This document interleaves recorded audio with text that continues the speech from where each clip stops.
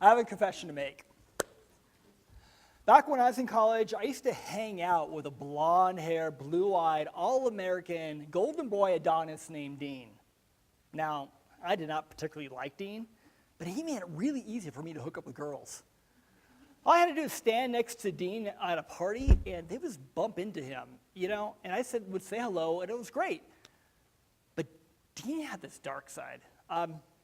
He would get a girl to second or third base, and then when she didn't want to have sex with him, he would grab his jacket, storm for the door, and yell at her, "Stop acting like a little girl." And more often than not, according to Dean, she would say, I'm sorry, we can do it if you want to. I had another friend in college named Linda. When Linda was a sophomore, she was date raped by her study partner. He called her the next day and said, "Hey, I'm sorry things got out of hand last night. Can I take you out for a steak dinner to make it up to you?" She didn't report the rape to police, but she did seek counseling.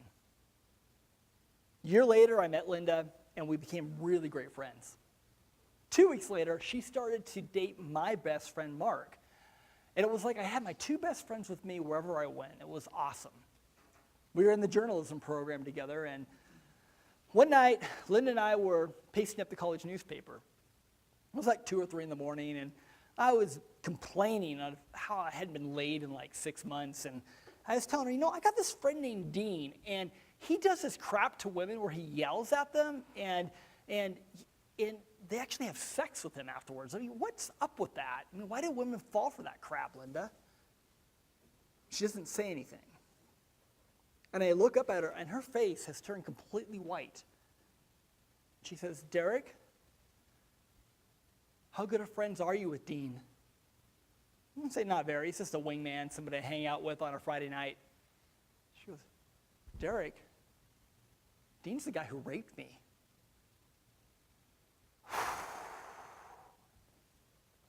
So I go home and I tell Mark, I know the guy who raped Linda. And Mark wants to go kick Dean's ass. Unfortunately, Mark is 5'8", and Dean's like 6'7", so it's never going to happen. But I say, you know what? I know where Dean parks his car. Let's spray paint rapist on the side of the car. Let's smash his windows. Let's slash his tires. Let's send Dean a message. The next day, Mark comes over, and he's got a bag, and in it is a can of orange spray paint, 2 black ski masks, and a bottle of cheap tequila. And we start to get drunk, get the courage up to do this act of vandalism. And on the second or third shot, I start to feel really sick inside. I go, "Man, I don't want to do this." And he goes, "Yeah, that's fine, man. Just tell me where he lives, and I'll do it myself." "Man, I don't want you to do it either." What happened to Linda was not right. This is karma. I go, "Yeah, but it ain't right. I don't feel good about this." He says, "Why don't you think about it and get back to me?" He walks out. The next day, I come home, and there is a message on my answering machine. It's Dean. He wants to go out. I don't call him back. Over the next few weeks, Dean leaves me several messages. He says, "Hey, man, why are you dogging me? Hey, man, are you pissed at me about something? Hey, man, call me. This is my last phone call to you." Click. I don't call him back. I think maybe I should call him back and say, "You know what? I can't be your friend because you raped my friend Linda." But I'm afraid how that conversation might go. It wasn't rape. She enjoyed it. Let me tell you my side of it. And I have to listen to his vile story. I didn't want that. And then he might say, "I don't know, Linda." Or, "You know what? Next time I see you, you're fucking dead."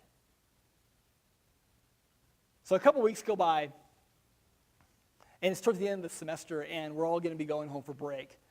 And I go to Linda, I say, "This is eating me up inside. What Dean did to you was not right. Mark and I have this plan to get even with Dean. I just want to know that you're okay with it. You don't have to know about it. You just got to be okay with it." And she goes, "Oh, you are so sweet and so dumb." If I wanted Dean punished, I would have done it myself. I would have called the police. I would have pressed charges. I had that option. No, I don't want this, not this. So I I wasn't calling Dean because I wanted to be anonymous. I wanted to be able to destroy his car and not let him know that it was me. But now I was off the hook, and I could confront him. I thought, well, I'll wait till finals are over and then confront him, and I didn't. I waited, and then summer break came, and I didn't call him. I never called him. I never confronted Dean. And I should have confronted him. I should have told him, you know what? What you do to women is not right. Not to hurt him, not in violence, but to show him how he's hurting others. And guys, this story isn't just about me. I mean, I want to talk to all the guys in the audience tonight. We all know a Dean. Maybe the Dean you know just might be kind of a man pig who just kind of is sexist and that sort of thing. Or you might know a Dean who's a real nice guy, but he wouldn't think twice about slipping a drug into a girl's drink. And the reason why Deans get away with this kind of crap is because guys like me and a lot of guys like you in the audience don't stand up and say shit. And you know, I live with regret. I think the reason why the show even came into fruition is because I felt crappy about something I didn't do 20 years ago. Say something. Say anything. If you need help, Mars, the group on campus, Men Against Rape and Sexism, is right here, and they will show you how to have these conversations. Thank you.